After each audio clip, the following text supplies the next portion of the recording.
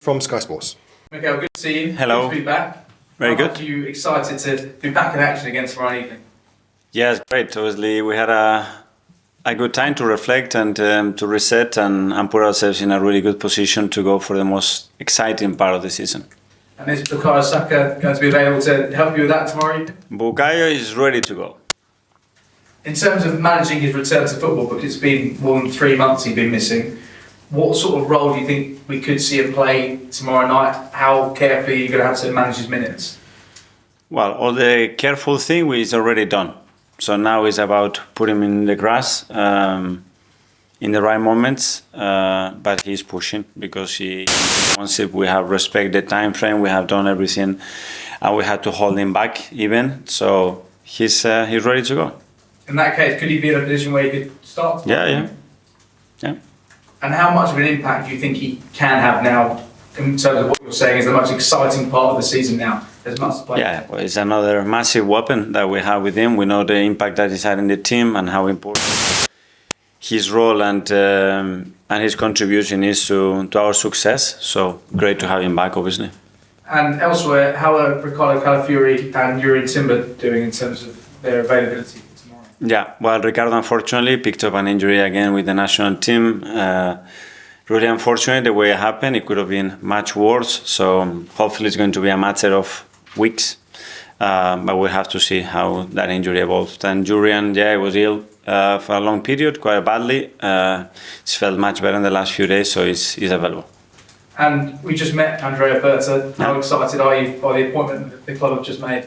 Yes, I think it's a big addition to the club, a big addition to the team, a team that is already formed with a lot of great people. Well, Rich leading it, obviously, but as well with James, with Jason, with a lot of people at the club that they've been doing such a good work. So it's about building out that chemistry, and I believe Josh is being fully involved in the process as well. So we are all very excited to have him. How much do you feel like he can help the club, especially in the transfer window? We've seen his reputation for signing some of the best players in world football over the course of the last decade or so. Well, you just met him, and straight away, it's the words that come out are always winning, improving, and demanding. And he's a person very honest, very straightforward, very clear vision what he wants to do.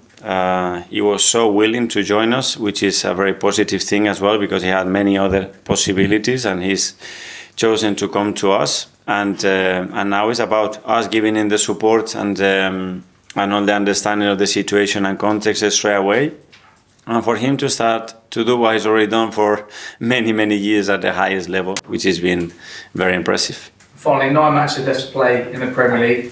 But what do you think is possible for Arsenal between now and the end of the season? It's possible to win tomorrow, and the preparation is to be better than Fulham and beat them tomorrow. And if we do that, we're going to start to generate a good momentum. It's going to help for both competitions. Thank you. Vishali from the Premier League. Just to confirm, is Ricardo's injury, it is a knee injury?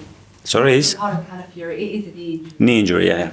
In terms of him, he's had a number of injuries this season, so how much of a blow is this latest one in terms of his mentality as much as his physical?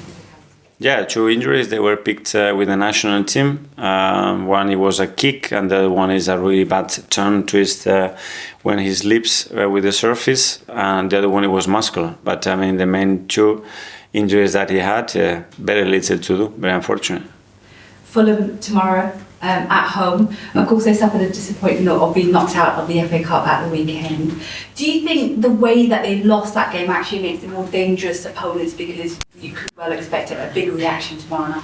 Well, I don't know. It's always a really tough opposition. A team that is very well coached. They've been together for many years. They have great organization, a lot of individual quality, and very clear identity of how they play, how they want to approach the games, especially against us. So we're going to have to be really good tomorrow to beat them. Marcus Silva has today been speaking about Emil Smith-Rowe, the fact a lot of ups and downs this season, and he's kind of failed to find that consistency in his game. Good of a player do you feel, having worked with him, he can be? Exceptional. I mean, he's got all the attributes to become a top footballer. And that consistency, especially with us, he was enabled, especially in the periods that he had injuries, but tremendous quality. And in terms of Fulham generally, their record against Arsenal recently has been good. They, of course, drew with you 1-1, I think it was in December. What can you take away from that game in particular, that 1-1 draw coming into tomorrow's match? Well, especially a lot of dominance and quite a lot of chances, both open and set pieces wise, but they were very clinical in what they do. And the first chance, especially when we were very on top of the game, they managed to score the goal, and then obviously they sit back and reduce the spaces, and it's a team that is well organized. George, BBC. Mikel, just take you back to the international break when Myles Skelly, Lewis Skelly scores that goal. Where was you, and how's he been this week? Because he was buzzing after. So what's he been like on the squad since he's come back? Great moment. We are also happy for him. So unusual to see something like this on your debut, especially a fullback scoring the goal in the manner that he did for his country. So a very special week for him. Bukayo, I know you mentioned he could start, but will he start tomorrow? Yeah, we will see that tomorrow. And we just met Andrea, but can you just talk about what direction the club's going in now? You talked about ambition, he said about wanting to win stuff. So is he almost a new signing that's going to unlock the potential about what Arsenal needs to do going forward? Well, we certainly believe that it's someone who's going to impact the club. And he's got that experience, he's got this personality as well, this charisma, and this drive and will to win that is going to be very contagious. He's very much installed in the football club, especially from the top, because this is what we want to achieve. But to have people as well with different expertise, experiences, and that they already done it, is very, very helpful. What do you like about him the most, and what's his best attribute? And was you involved in the decision making to give him the job? Yeah, we were all involved, and what I liked the most immediately is how much he wanted to come to the club. He was really attracted and really excited about that possibility, and then the way he believes that he can help us to achieve what we want. Thank you. Tom, Football London. Hi, Mikel. Just on Andrea again. He's come in at a time kind of in this midway point between the start of the year and the summer. You talk about planning ahead and having a lot of ideas about what you want, and I'm sure a lot of that's already been done. So what's that dynamic going to be like with somebody coming in with already established plans in mind, but also someone who wants to bring their own ideas? Well, that's what I mentioned, that the good thing is the strong team that we already have in place, and all the work that the recruitment that Jason, James and all the boys they've been doing, and everything is prepared. And then that planning has to be tweaked, because before you plan and you execute, most of the times ends up being a bit different. But the direction, the vision and what we want to do is clear. He will jump on board of that, and hopefully he will twist it and make it better. That's why he's here. And we heard from Thomas Tuchel over the international break, first chance to really hear him speak after some of his games. And one of the things he talked about was, he made reference to the fact that Declan Rice played in the 7-1 win over PSV, and this idea of rotation and picking players in importance, even when perhaps there's ideas about giving players rest from their club teams as well. Is it important that is kind of got on top of the players are given a proper rest at certain times of the season in perhaps friendly games, and how is that relationship with Thomas going to evolve? Yeah, well, the more communication there is and understanding, obviously, when a player plays, it means do you want to play him or you have to play him? It's very different. If you have other alternatives, you still have to play him. Is one decision. If you have to play him because there are no other alternatives, because the situation you have in the squad, that's something. The best thing is always to communicate ahead what the intentions are, what the processes are, and what the thought process was behind certain decisions, because to compare two similar actions with different contexts, it doesn't make any sense. Phil from PA. Hi, Mikel. Just going back to Bukayo, just give us an insight into his mindset, because he must be absolutely buzzing to play him. It's been such a long time since he played us. Well, it's more the energy that he transmits, that he's missed the thing that he loves the most in his life, which is to be around the team, to play, to train, and to compete at the highest level. And the fact that he's able to come in the most important part of the season, obviously, is a massive boost for him and to the team as well.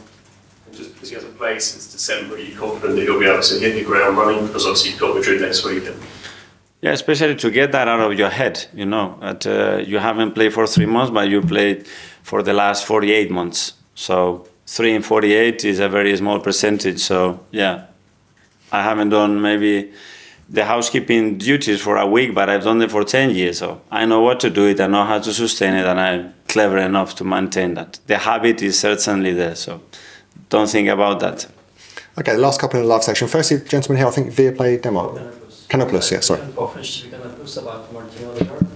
Can you explain us what does it bring to your team or what its qualities? I need a lot of time to do that. It's great. He's the captain. He's one of the most important players. His consistency levels are incredible, and yeah, it's a player that defines our way of playing. That's where I would put it, basically. And why did you choosing to be the captain now for 2 years? Well, because we believe this is the right role model for the club and for the team. Okay, and finally for the live section, we'll go to Mel. Hola, Mikel. Hi. Quedan 9 partidos hasta el fin de la temporada y también estás en los cuartos para la Champions League. Mm-hmm. ¿Cuáles han sido los aspectos más positivos que has visto del equipo hasta ahora? La capacidad de adaptarse a situaciones muy difíciles, sin ninguna duda. ¿Y por qué? Porque hemos tenido muchas situaciones difíciles, muchísimas lesiones de jugadores muy importantes durante mucho tiempo y también muchísimas sanciones y jugar muchos partidos con 10 jugadores. Y la capacidad que ha tenido el equipo de competir, de rebelarse contra eso y estar donde estamos, creo que tiene muchísimo mérito. Y en su debut con Inglaterra, Myles Skelly marcó su primer gol para su país. ¿Desde cuando ha regresado, tú has visto alguna evolución o cambio en su personalidad, en su carácter, en su confianza? ¿Cómo está desde su regreso? En su personalidad espero que no, porque por marcar un gol con la selección no debería de cambiar. Su ánimo, su nivel de confianza creo que está alto y eso creo que es muy bueno para cualquier futbolista y creo que está empezando a juntar experiencias muy bonitas durante un periodo de tiempo muy corto y creo que lo está asimilando muy bien. ¿Y cómo vas a usar eso usted mismo? ¿Cómo? ¿Cómo vas a usar como su cambio en confianza y su... No es un cambio, es una evolución, porque al final esto es un estado de ánimo, pero luego cada balón, cada acción que haces en un partido, ese estado de ánimo va cambiando. Sobre todo que saber que esto es parte de un proceso y es un camino que él está empezando a recorrer, que de momento todo está yendo muy bien y que hay que hacer las cosas para que eso siga de esa manera.